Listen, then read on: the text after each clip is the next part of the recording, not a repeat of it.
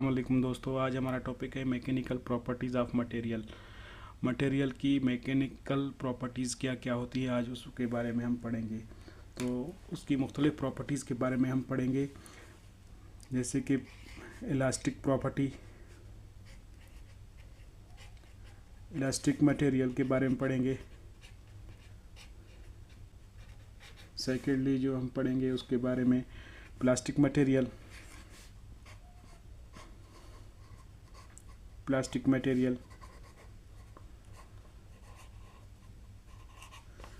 Third पढ़ेंगे हम लोग डक्टाइल मटेरियल, डक्टाइल मटेरियल। और लास्ट में फोर्थ पढ़ेंगे ब्रिटल मटेरियल, ब्रिटल मटेरियल। देखिए दोस्तों, वन बाय वन पढ़ते हैं। सबसे पहले हम लोग पढ़ते हैं इलास्टिक मटेरियल के बारे में। Elastic material, elastic material.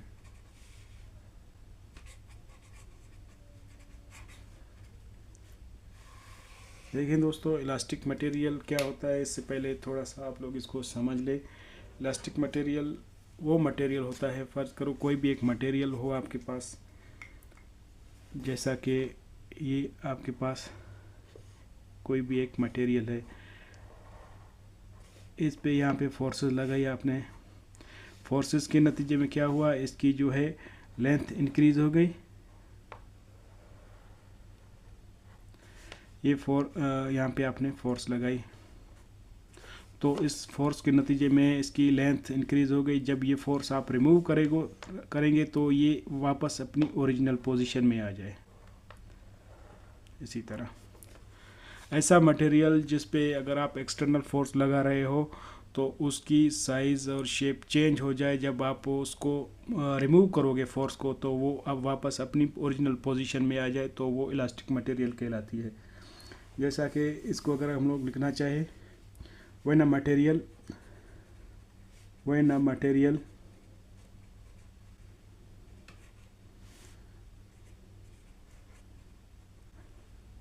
when a material regain its original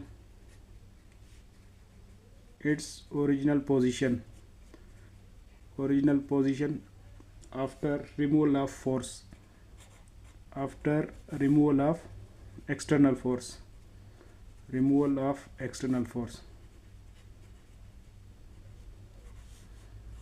वही बात हुई दोस्तों, जैसा कि मैंने बताया, वो फोर्स अगर आप उस पर लगा रहे हो, उसकी साइज़ और शेप चेंज हो जाएगी, इंक्रीज़ हो जाएगी या डिक्रीज़ हो जाएगी। जब उसको वापस आप रिमूव करोगे तो वो अपनी ओरिजिनल पोजीशन पे आ जाए, तो इसी को कहते हैं इलास्टिक मटेरियल। इलास्टिक मटेरियल अगर हम एग्जांपल के तौर पे देखें तो इसकी एग्जांपल में हमारे पास जो इलास्टिक मटेरियल होते हैं, रबर, स्प्रिंग, स्टील, ये जो हैं हमारे पास इलास्टिक मटेरियल होते हैं। दोस्तों नेक्स्ट जो हम पढ़ते हैं वो पढ़ते हैं प्लास्टिक मटेरियल, प्लास्टिक मटेरियल।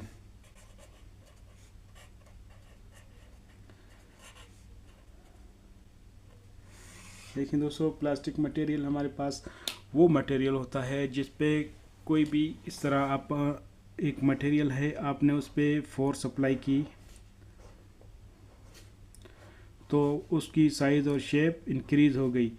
लेकिन जब आप रिमूव करेंगे इस फोर्स को, वो जो साइज़ एंड शेप जो है वो वापस अपनी पोजीशन में नहीं आएगी, क्योंकि वो इलास्टिक लिमिट से आपने उस पर फोर्स ज़्यादा लगा ली। इलास्टिक लिमिट, हर मटेरियल की अपनी इलास्टिक लिमिट होती है, उस लिमिट से आप जब भी ज़्यादा इंक्रीज़ फोर्स करेंगे तो वो अपनी ओरिजिनल शेप में नहीं आएगी।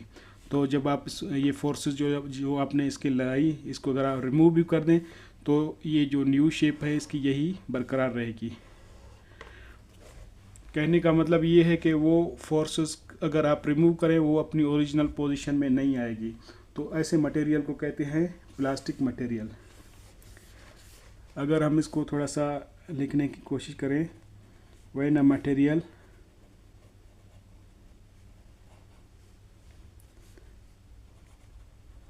Does not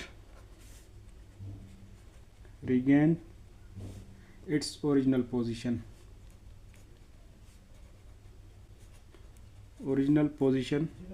After removal of external force.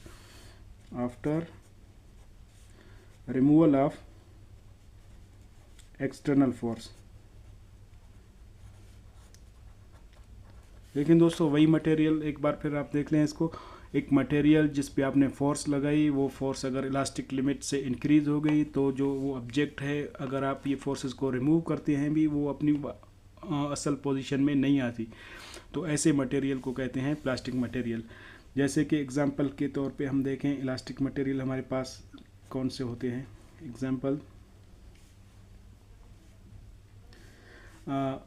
PVC होता है, पॉलीविनाइल क्लोराइड, और इसका है पॉलीकार्बोनेट। ये इसकी एग्जांपल है। ये जो है हमारे पास प्लास्टिक मटेरियल होते हैं। थर्ड पे हम लोग जब पढ़ते हैं तो हमारे पास है डक्टाइल मटेरियल। डक्टाइल मटेरियल, लेकिन दोस्तों अब पढ़ते हैं डक्टाइल मटेरियल के बारे में। वो डक्टाइल मटेरियल क्या होते हैं। अब देखें, अगर इसको लिखना चाहें, when a material when a material undergoes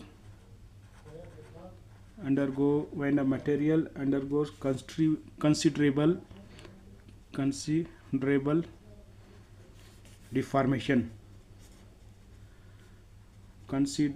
deformation without rupture।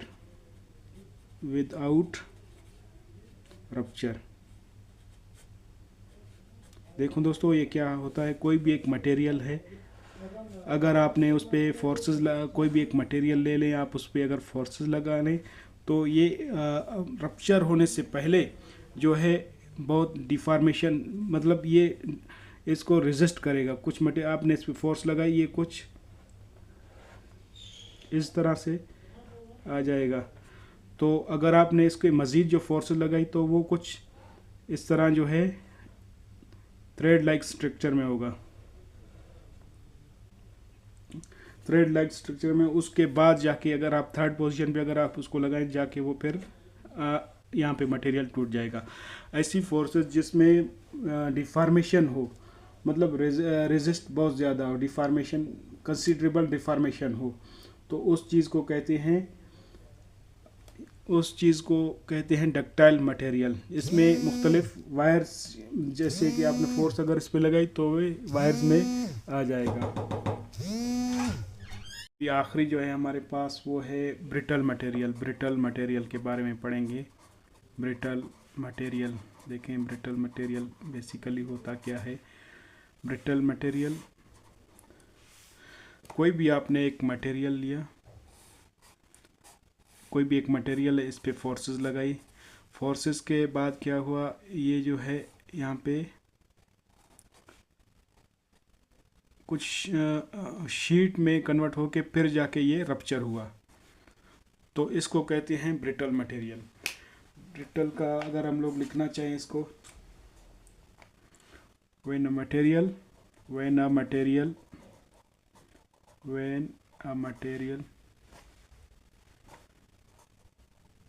cannot undergo any deformation,